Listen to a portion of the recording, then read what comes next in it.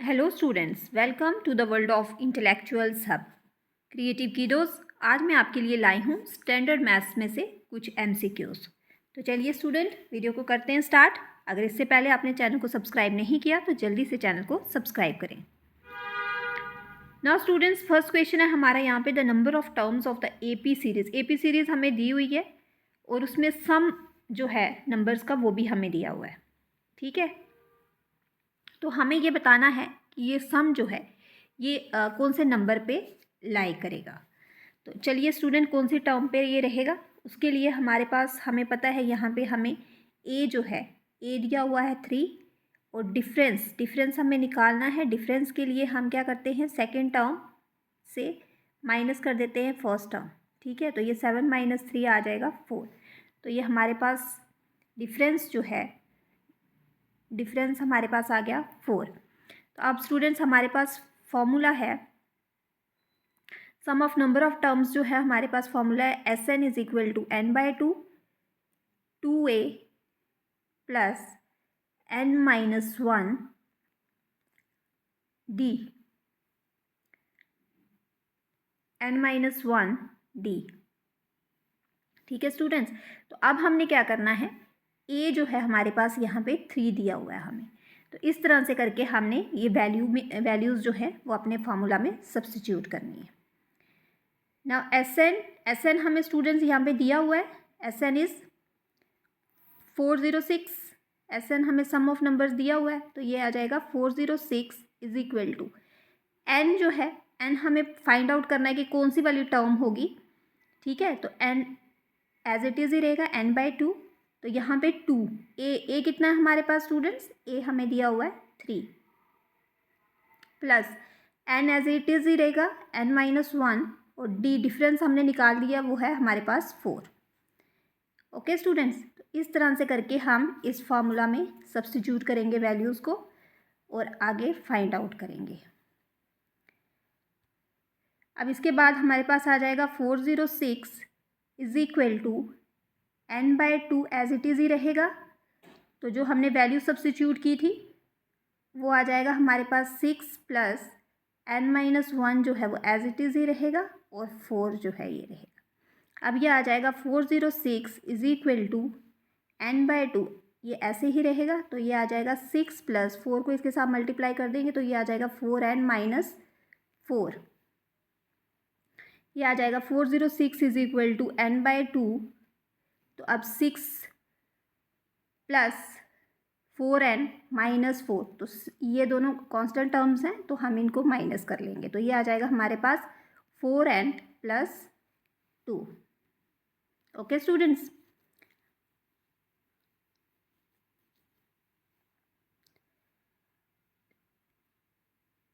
Now students अब इसके बाद नेक्स्ट स्टेप है हमारा 406 is equal to n/2।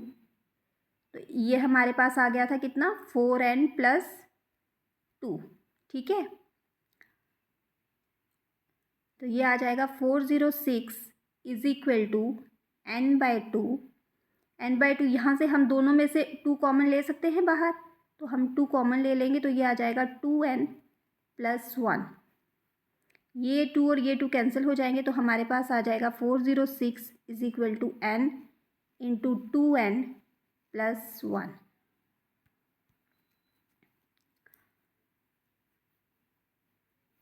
Now students next step है हमारे पास 406 इज इक्वल टू n। 2 जो था वो कैंसिल हो गया उसके साथ, तो ये आ जाएगा 2n + 1। ठीक है, तो अब यहाँ से हम क्या करेंगे, ये आ जाएगा 406 इज इक्वल टू n के साथ इसको मल्टीप्लाई कर लेंगे, ये आ जाएगा 2n² + n। तो अब ये हमारी इक्वेशन बन गई है 2n² + n माइनस ये प्लस का, तो इधर आके हो जाएगा माइनस का, 406 इज इक्वल टू 0। अब स्टूडेंट्स ये हमारी एक इक्वेशन बन गई है, अब हमने इस इक्वेशन को सॉल्व करना है। ठीक है, तो इसको सॉल्व करने के लिए हम करेंगे 2n² + n-406 is equal to 0। ये इक्वेशन है हमारी, तो हम यहाँ पे क्या करेंगे, 2n² -28 इंटू 29 जब हम करेंगे तो हमारे पास आएगा 406। अब 29 माइनस 28 करेंगे तो हमारे पास आ जाएगा n। आई होप स्टूडेंट कि आपको ये क्वाड्रेटिक इक्वेशन क्लियर है। n माइनस यहाँ पे दोनों के साथ n रहेगा, -406 इज इक्वल टू 0। तो ये क्वाड्रेटिक इक्वेशन के हिसाब से हम इसको सॉल्व कर रहे हैं। अब स्टूडेंट्स यहाँ में से दोनों में से 2n जो है वो कॉमन आ जाएगा बाहर, तो ये आ जाएगा 2n बाहर चला गया, तो यहाँ पे बचेगा n माइनस 14 प्लस यहाँ से दोनों से कॉमन ले लेंगे 29, तो यहाँ पे भी बच गया n minus 14 is equal to 0। तो यहाँ पे आ जाएगा हमारे पास 2n plus 29 into n minus 14। Okay students, तो इस तरह से करके आपने इसको सॉल्व करना है। नेक्स्ट स्टेप है स्टूडेंट हमारा, यहाँ पे हमारे पास वैल्यू आ गई है 2n प्लस 29 और n minus 14 is equal to 0। अब यहाँ पे हम n फाइंड आउट कर लेंगे, तो n आ जाएगा, यहाँ से हमारा n आ जाएगा 29 प्लस का है तो दूसरी तरफ जाके माइनस का हो जाएगा बाय 2, और यहाँ से हमारा n जो है यह माइनस का है तो दूसरी तरफ जाके हमारा प्लस का 14 आ जाएगा। अब ये जो है n जो है nth टर्म जो भी होगी वो नेगेटिव तो पॉसिबल नहीं है, ये सीरीज़ पॉजिटिव की है तो नेगेटिव तो ये रहेगा नहीं, तो हमारे पास जो पॉसिबल टर्म है दैट इज़ 14। तो इसका मतलब 14 option 4 is the right answer. 14 term पे जो हमारा सम है वो रहेगा 406। आई होप स्टूडेंट आपको ये क्वेश्चन क्लियर हुआ है। चलिए नेक्स्ट क्वेश्चन पे। अब सेकेंड क्वेश्चन है हमारे पास, A B and A C are tangent to a circle with centre O and radius 8 centimetre. If O A is equal to 17 centimetre then the length of A C is. अब student ये ध्यान से पहले आप diagram इसकी draw कीजिएगा। यहाँ पे ये हमने डायग्राम ड्रॉ कर दी है और हम यहाँ पे सेंटर ले रहे हैं ओ। अब ये कह रहे हैं A B and A C are tangent to a circle, तो यहाँ पे एक टेंजेंट जो है वो ड्रॉ हो रहा है। अब यहाँ पे टेंजेंट इन्होंने कहा है ए बी और ए सी, सी पॉइंट पे ये सर्कल को टच कर रहा है, यहाँ पे ये बी पॉइंट पे टच कर रहा है। अब स्टूडेंट्स यहाँ से ये इसको हम लाइन को ज्वाइन कर लेंगे, तो ये रेडियस इन्होंने ओ ए जो है रेडियस हमें 17 सेंटीमीटर बताया हुआ है, ये 17 सेंटीमीटर है हमारे पास। अब ओ बी जो है ये रेडियस हो गया, तो रेडियस 8 सेंटीमीटर हमें बताया गया है। ठीक है स्टूडेंट्स, तो इस तरह से करके ये हमारा टेंजेंट जो है, ये डायग्राम जो है वो तैयार हो गई। अब हमें पता है कि जब रेडियस और टेंजेंट जो होते हैं वो परपेंडिकुलर होते हैं to the point of contact, तो ये परपेंडिकुलर रहेंगे to the point of contact. ठीक है, तो अब हम क्या करेंगे, अब हम बाय पाइथागोरस थ्योरम यूज़ करेंगे यहाँ पे, ताकि हम वैल्यू जो है ओ ए की वैल्यू हमें दी हुई है, ओ बी की भी दी है, ए बी जो है हम वो फाइंड आउट कर सकें। तो स्टूडेंट्स अब ये राइट ट्रायंगल लेंगे हम ए ओ बी, तो यहाँ से हम लेंगे O A square is equal to O B square plus A B का स्क्वायर। ये मैं छोटी सी यहाँ पे ड्रॉ कर देती हूँ ताकि आपको क्लियर रहे। This is A B C और यहाँ पे पॉइंट था आपका ओ। ठीक है स्टूडेंट्स, तो इस तरह से ओ ए स्क्वायर जो है वो हमें पता है 17 दिया हुआ है, ओ बी स्क्वायर जो है वो 18 दिया हुआ है, 8 दिया हुआ है सॉरी, प्लस ए बी जो है वो हमें फाइंड आउट करना है। तो 17 का स्क्वायर हमें पता है 289 होता है, 8 का स्क्वायर आ गया हमारे पास 64, प्लस ए बी स्क्वायर जो है वो एज इट इज़ ही रहेगा।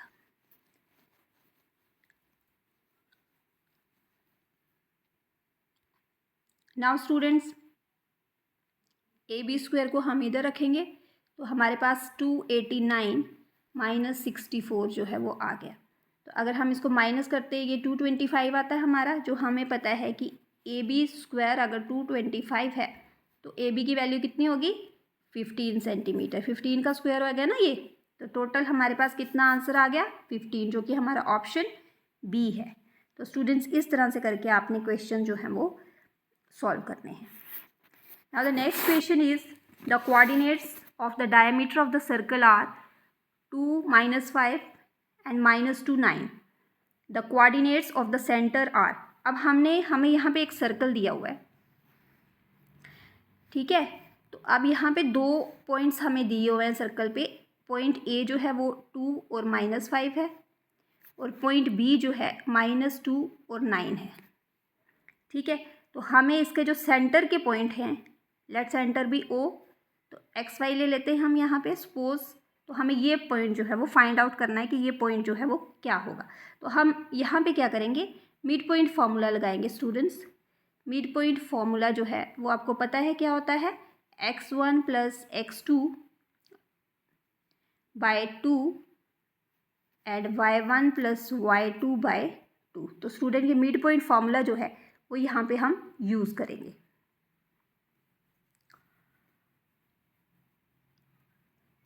जब हम ये मिड पॉइंट फार्मूला यूज़ कर रहे हैं स्टूडेंट्स,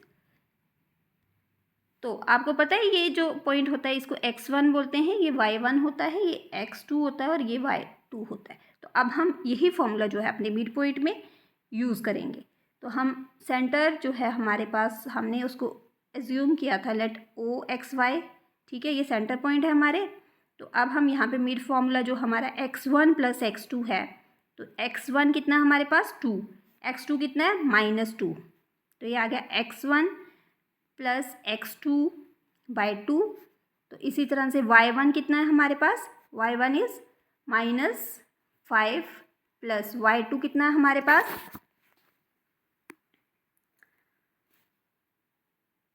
तो y2 है हमारे पास -5 + 9 बाय 2।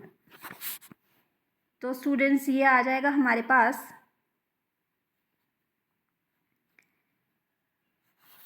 2 + -2 जो है तो ये 0 हो जाएगा, 0/2। और दूसरा हमारे पास आ गया -5 + 9 जो है वो आ जाएगा हमारे पास 4/2। 4/2 कितना हो गया हमारा 2। तो हमारे पास ऑप्शन क्या आ गया, 0 और 2। और 0 और 2 कौन सा ऑप्शन है स्टूडेंट हमारे पास, option A. So option A is the right answer. तो इस तरह से करके स्टूडेंट्स आपको कोऑर्डिनेट जो है वो निकालने हैं। Now student, the next question is find the area of the circle whose diameter is 21 centimeter। अब यहाँ पे हमें एरिया ऑफ द सर्कल निकालना है जिसका डायमीटर जो है वो हमें 21 सेंटीमीटर दिया हुआ है। डायमीटर हमें दिया हुआ है तो रेडियस हमें पता है, रेडियस डायमीटर बाय 2 होता है। तो हमारे पास रेडियस आ गया 21/2। ना एरिया ऑफ सर्कल जो है स्टूडेंट उसका फॉर्मूला है हमारे पास πr², ठीक है। तो ये फॉर्मूला हम सब्स्टिट्यूट कर लेंगे। ये पाई जो है वो 22/7 है और आर कितना हमारे पास 21/2। तो इसका स्क्वायर कर लेंगे, 2 बार कर लेंगे इसको।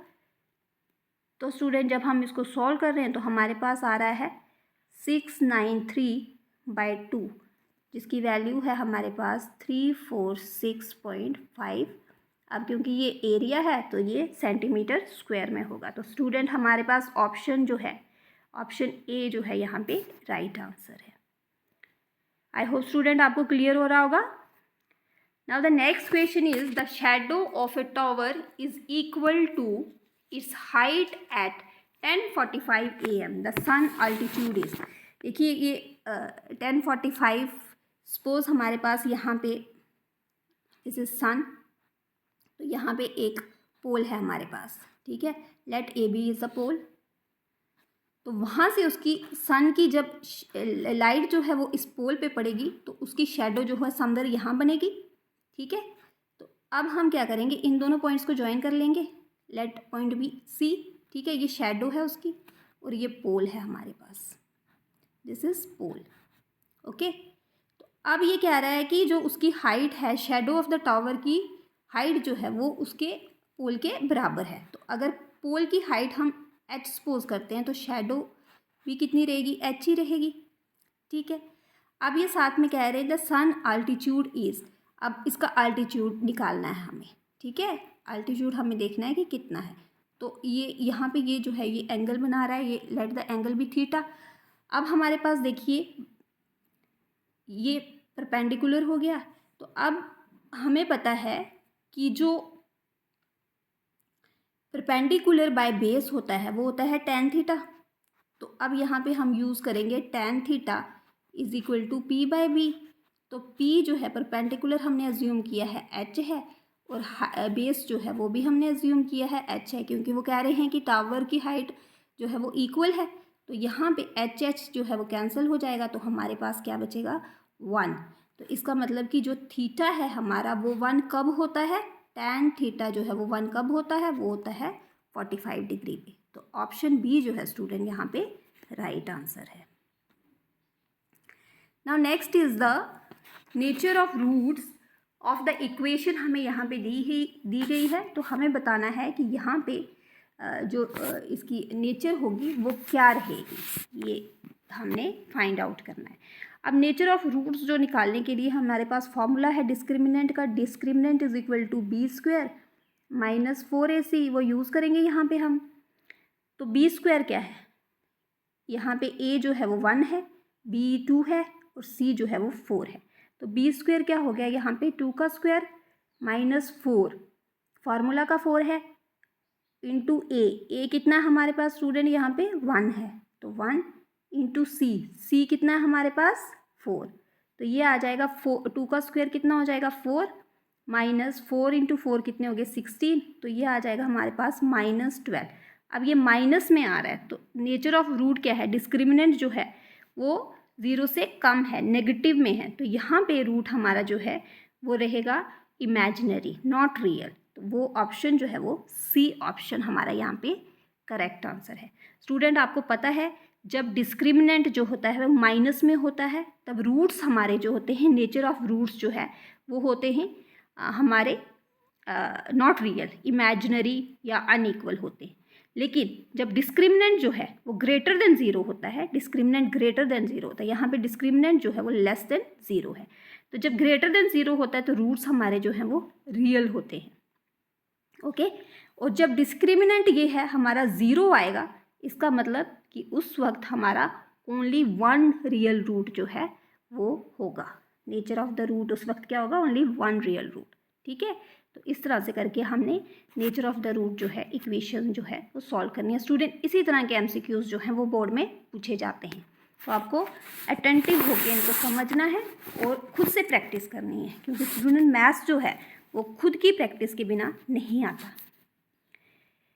चलिए next question, for what value of K the pair of linear equation. यहाँ पे लीनियर इक्वेशन हमें 2 लीनियर इक्वेशंस दी हुई हैं, हमें बताना है कि यूनिक सोल्यूशन जो है वो कब होगा। तो हमें पता है यूनिक सोल्यूशन के लिए हमारा a1 by a2 is not equal to b1 by b2 होना चाहिए।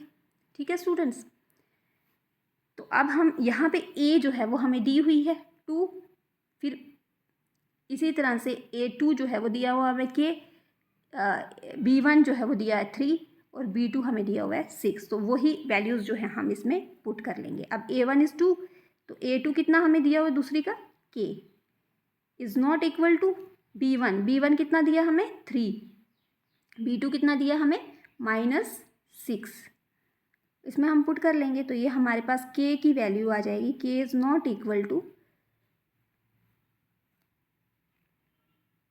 -4। ठीक है students, k is not equal to -4। तो ये जो है ये हमें यहाँ पे -4 कैसे आएगा स्टूडेंट, ये इसको हम काट लेंगे, 3 2 ज़ा 6 हो गया। ठीक है, तो ये यहाँ से करके क्रॉस मल्टीप्लाई करेंगे तो यहाँ से k की वैल्यू जो है वो -4 आ जाएगी, जो कि हमारा ऑप्शन ए है।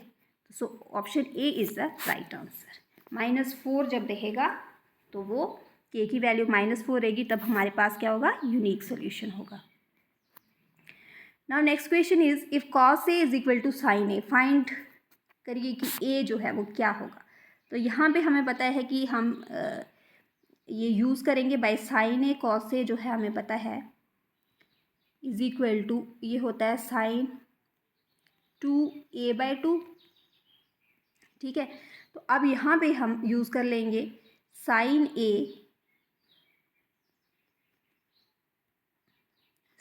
a by cos a is equal to 1, तो ये हो गया tan A is equal to 1। तो tan 1 कब होता है स्टूडेंट, वो हमें पता है 45 डिग्री पे होता है। तो आंसर हमारा जो है वो B है। अब नेक्स्ट क्वेश्चन है हमारे पास, द क्लास मार्क हमें दिया हुआ है, ठीक है। हमें क्लास मार्क जो है वो यहाँ पे ये लिमिट दी हुई है, हमें क्लास मार्क निकालना है। तो क्लास मार्क निकालने के लिए हमारे पास फॉर्मूला है, class mark is equal to actual upper limit minus actual lower limit, ठीक है, बाय 2। तो अब स्टूडेंट्स यहाँ पे अपर लिमिट और लोअर लिमिट हमें कितनी दी हुई है, 10 + 20 करेंगे, डिवाइडेड बाय 2 करेंगे, तो ये आ जाएगा हमारा 30/2।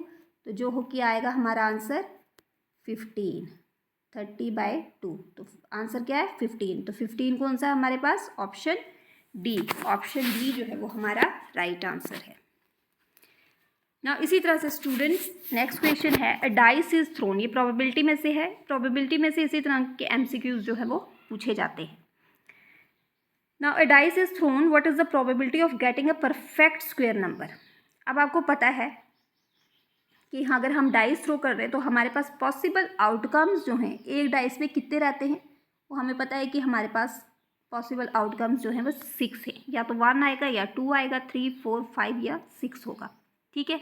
अब यहाँ पे हमें पूछा जा रहा है कि परफेक्ट स्क्वायर नंबर जो है वो होना चाहिए। अब परफेक्ट स्क्वायर नंबर हमें पता है, एक तो 1 होता है, एक 4 होता है, एक 9 है, एक 16 है और एक 25 हुआ, ठीक है। तो हमें यहाँ पे 2 परफेक्ट स्क्वायर जो है वो बताने हैं। तो 2 जो है हमारे पास, सपोज हम यहाँ पे 1 और 2 ले रहे हैं, ये परफेक्ट स्क्वायर है हमारे पास। तो यहाँ पे हमारे पास पॉसिबल आउटकम जो है वो क्या रहेगा, जब हम एक डाइस थ्रो कर रहे हैं तो क्या पॉसिबल आउटकम कितने रहेंगे हमारे पास, 2 रहेंगे। तो ये आ जाएगा 1/3। तो 1/3 जो है ये हमारा ऑप्शन जो है ऑप्शन बी है। तो स्टूडेंट्स इस तरह से करके आपने प्रोबेबिलिटी में से क्वेश्चंस जो है वो सॉल्व करने हैं। तो आई होप स्टूडेंट्स कि आपको समझ में आया होगा। तो स्टूडेंट्स आपको वीडियो अच्छी लगी है तो वीडियो को लाइक, कमेंट, शेयर और सब्सक्राइब करें।